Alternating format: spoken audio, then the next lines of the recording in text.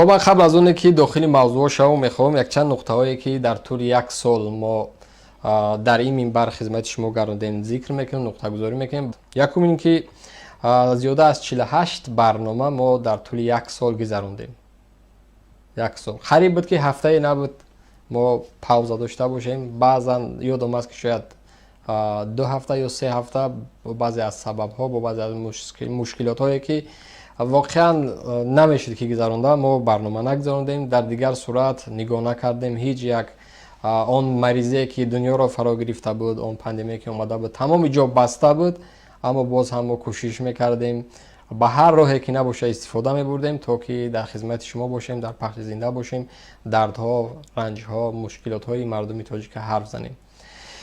در دیگر صورت دوستان عزیز چندین نقطه های دیگر را صحبت کردیم. بعد یکی از نقطه های بسیار مهم حرکت انتخاباتی در ماه مارد بود که ما حرکت سیاسی گروه 24 برنامه خود را داشت. ما از همین منبر صدای مردم به مردم خواهش کردیم، یک برنامه روی دست داشتیم، پیشنهاد کردیم که مردم از همه راهی که لااقل ما و شما در یک جایگی میتونیم یک تأثیر بگذاریم، اما بدبختانه متاسفانه مردم خیلی زیاد خنک نظری در این مسئله کرد، چون پیشنهادایی که ما در انتخابات پارلمانی داشتیم نظر مردم نه اونقدر نگرفت. همین بود که باز هم 5 سال دیگر یک گروه خیانتکار، تجاوزکار، دزدها، یک گروهی که اصلا منفیت ملی را نمیدونن چی هسته، نمیدونن که فرق بین دولتداری و بین حکومتداری و بین منافع ملی چی است، اصلا نمیدونن. همین است که یک گروه بزرگی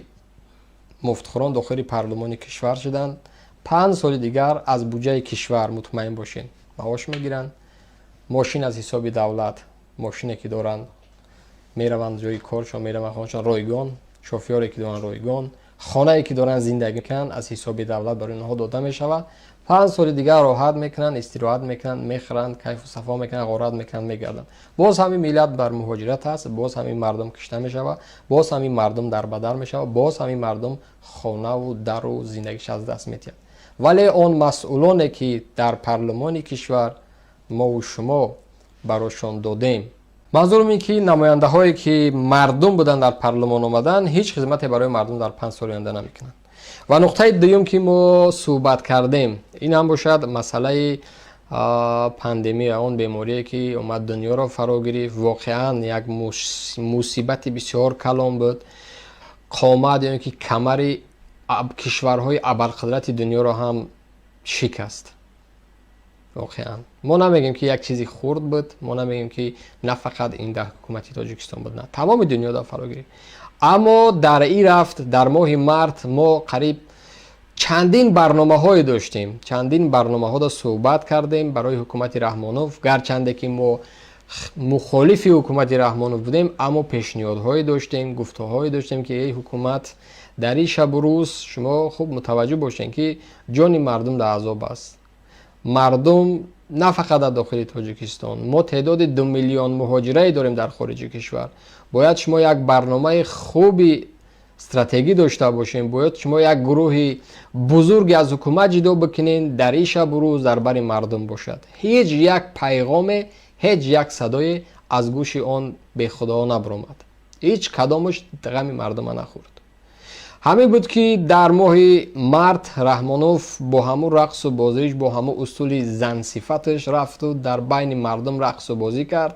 در ولایت سوخت نوروزی را گذراند، پر از سراینده ها، پر از رقاصه ها، پر از جنتلمن های دیگه در گرد اطرافش رقص کردند، بازی کردند. خلاص دلشون، کیفیت دلشون گذراندن. اما در یک پهلوی دیگر هزارها مردم مهاجرای ما در فرودگاه روسیه، مسکو، سن پترزبورگ و دیگر شهرهای بزرگ روسیه در مانده بودند. حتی بعد از هفته آنها را در ساعت 1 شب از فرودگاه بیرون کردند. کسانی که خانه‌شان داده بودند، کسانی که جای کار نداشتند، دیگر کسانی که جای کارشان داده بودند، یعنی با امید وطن برگشتن آمدند، در فرودگاه در ماندند. و حکومت رحمانوف در تاجیکستان در قصه نوروزی بود و جشن کدو و عید و خربزه و دیگر و فلان و بیمدان میگشت.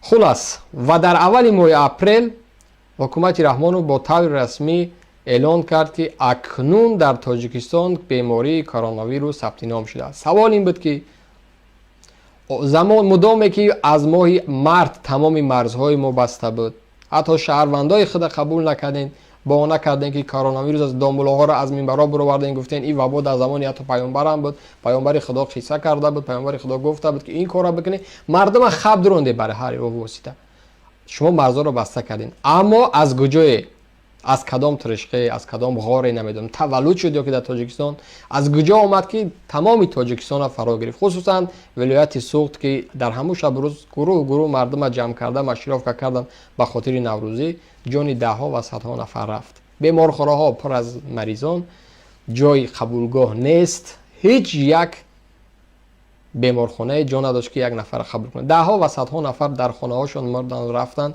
حتی بردن بدون جنازه، بدون دیدن خویش و تبار، بدون همه چیز به خاک سپردنشون، خلاص شد و رفت، هیچ که گپ نزد. با همین مسئله ما صحبت کردیم تا ماه سپتامبر در همین قضیه مردم مظلوم، مردم بیچاره، مردم در بدر آگاه کردیم، برنامه گذراندیم، خطاب کردیم، طلب کردیم، امر کردیم، هیچ یک درد مردم شنیده نشد. و آمدیم در یک قضیه بسیار بزرگ دیگر، تجاوز یک خواهر 18 ساله که سر گلی لولا رفته بود. زمانی که رحمانوف همراه پسرش رستم در شهر دوشنبه میگشت، یک برنامه گذراندن سر گلی لولا و از همونجا یک دخترای مخصوص انتخاب کردن و رفتن در گرد آنها شعر و خوانی کردن و گلی لولا چیندن و رقص و بازی کردن. به همه دختر به نام نشان شد و بعد از ماه زیادتر بود که جسد بیجانش در یکی از غارهای خرنگان که در ورزاب جایگیرش پیدا شد، با یک اصول بسیار وحشیانه کشته شده بود. اوریان بود، لباسایی که همون لباسایی که زمان سر گلی لولا در سرش تاقی، کرته اطلس و فلان و دیگر آمده بود، با همه اصول پیداش کردن. خلاص جسد بیجان شد. کی تجاوز کرد، در کجا بود، مادرش قصه میکنه، تا امروز اون قضیه گذشته است. خلاص صحبت کرده آمدیم در انتخابات پرزیدنتی. یکی از معرکه های بسیار مهم و تقدیر مردم تاجیکستان حل میشد. باز هم برای مردم رساندیم که مردم، رحمانوف هر اون برنامه‌ای که داشت، هر اون کاری که کرد، همین بود و خلاص، از این زیاد او دیگه نمیتونه. ما باید در سال 2020 یک چهره جدید باید ببینیم. رحمانوف مثل حمود ماشین های سابق سویتی است که دیگر کارناشایم است، دیگر نمیشه. اگر هر زبچست او را بیاری بچسبونی، باز هم مسئله میخوره، باز هم زیاد نیروی بنزین و دیگر چیزا میخوره، مریض است دیگر، او دیگر قابلیت دولتداری نداره و من اثبات میکنم که برای چه قابلیت دولتداری نداره. یک از سبب هاش انتخاب کادرها. نگاه بکنید، چهار تا موش سفیدی که دیگر در دهانشون دندان ندارن، وزیر و رئیس و دپوتاتانو کی هستند؟ 4 تا مسخره باز آوردن در گردشون راهبر موندن. در این مسئله برمیگرد. مسئله انتخابات بود. برای شما باز هم رسوندیم که مردم شما این قضیه رو درست ببینید. نامزدایی که گذاشتن برای چهره هر یکیش برای مردم رسوندیم که اینا دوام دهنده ظلم هستند. اینا کسانی هستند که با دست اینا بالای ملت تجاوز شده است. یکیش میگه من دزنی برای شما اجازه میتم، یکیش میگه من مترو میسازم، یکیش میگه که خیر من نامزد من میگذارم که نامزد ارزنده رحمانوف است. تصور کنید، یک رقیب، یک نفری که در برنامه انتخاباتی اومده است، در هنگای جلسه‌ای که میگذارن در پشتش، در کابینتش صورت رحمانوف است. یعنی این چی معنی داشت؟ این نقطه ها ما گفته گذاشتیم و در آخر چند برنامه پس ما فقط در مسئله زندگی پست مردم، قرض‌هایی که در زمان پاندمی که بر تاجیکستان دادن، کمک‌های بشردوستانه که دادن، گیجا رفت، چیکار کردند که اونها را خورد، همین ما بحث کردیم، صحبت کردیم، حرف زدیم، ولی از طرف هیچ یک جوابی نبود. چه از طرف مردم، چه از طرف حکومت رحمانوف، هیچ یک جوابی نبود. آن طرف فقط دزدی کرد، غارت کرد، کشت، حق مردم خورد.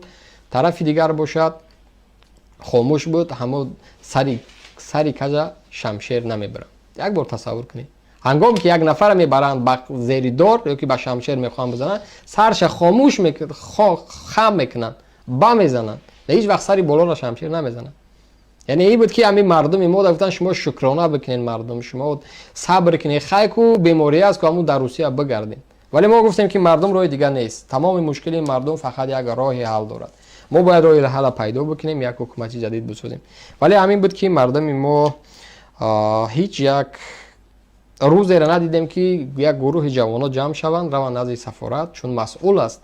یک سفیر وقتی انتخاب می شود یک چند سبب ها داره که چون سفیر می شود. یکی از سبباش دستگیری مهاجران است، مهاجرای کاری، کسانی که نیروی اساسی یا که همون چرخه هستند که اقتصاد رحمانوف چرخ میزنن، این مهاجرا است. و در آخر سال 2020 است. من اولا تشکر میکنم به تمام برادران، به تمام هموطنان، به تمام کسانی که برای ما چی توسط مالی، چی توسط عقلانی، چی توسط بازو، نیرو، سخن و هر راهی را که استفاده نمودین برای ما کمک کردین. من سپاس میگم، تشکر میگم برای شما.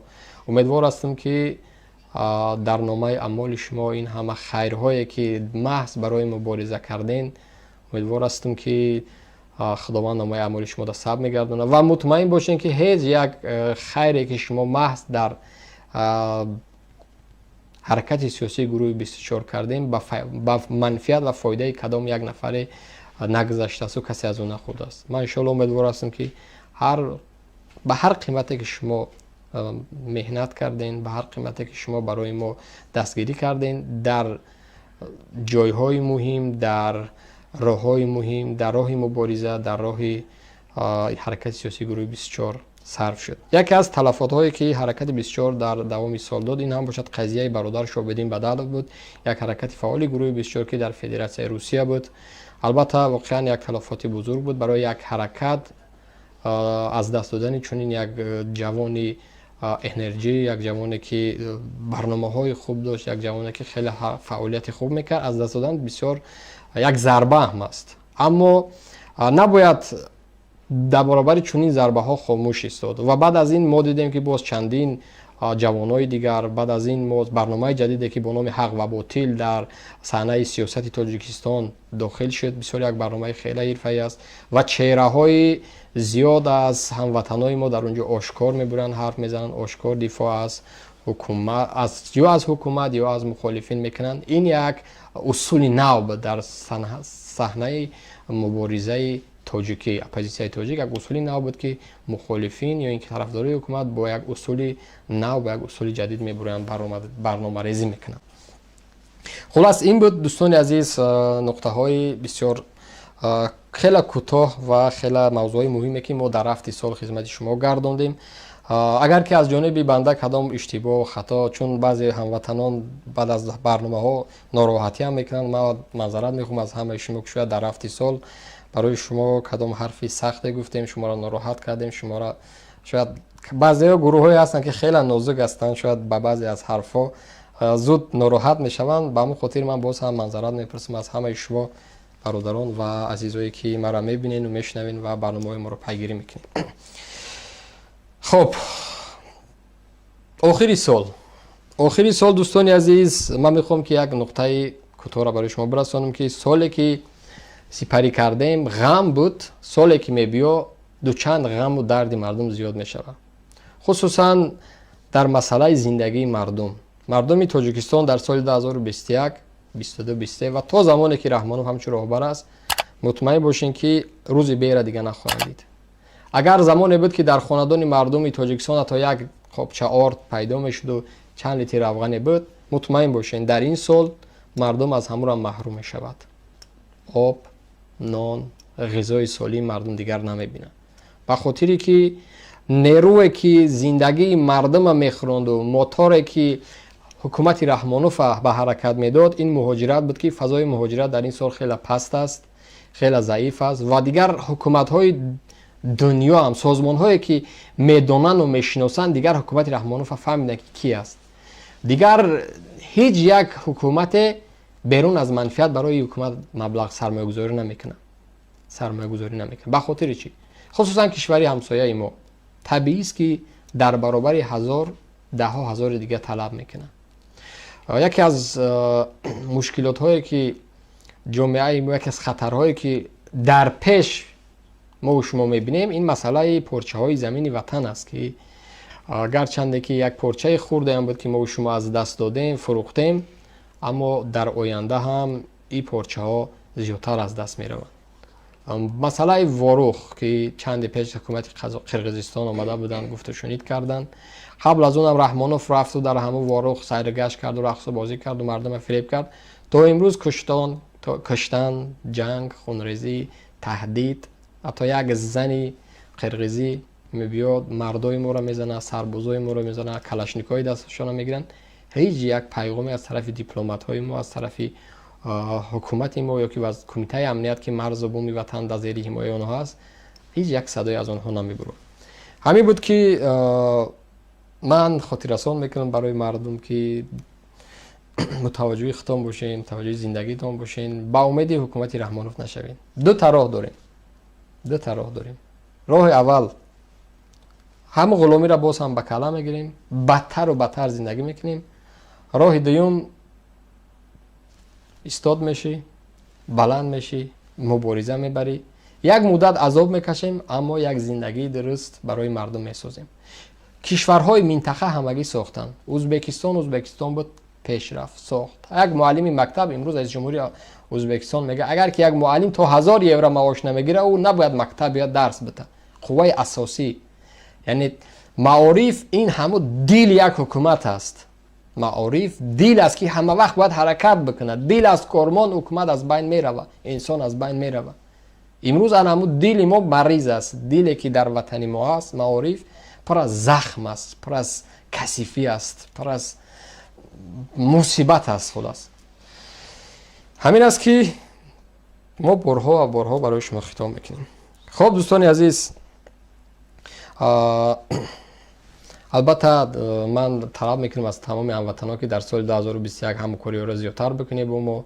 اخبارات های جدید، برنامه های جدید، گفته شنید هایی که چی مصیبت هایی که میبینین، منبر صدای مردم هم چه یک منبر مردمی هست، بود و میمونه، در خدمت شما است و هیچ یک راهی نمیتونه که سرای منبر را بگیره چون برنامه هاش از بین بره و فقط در همه حالتی که مرگ، مصیبت، کدام مشکلات های بزرگی نبه. در دیگر حالت مطمئن باشین یک سلمان میروه و دهات و صدها تا دیگر میبیه که راه و حرکت پیش میبره از ما خوبتر و بیشتر و زیباتر و پر از معلومات های زیاد.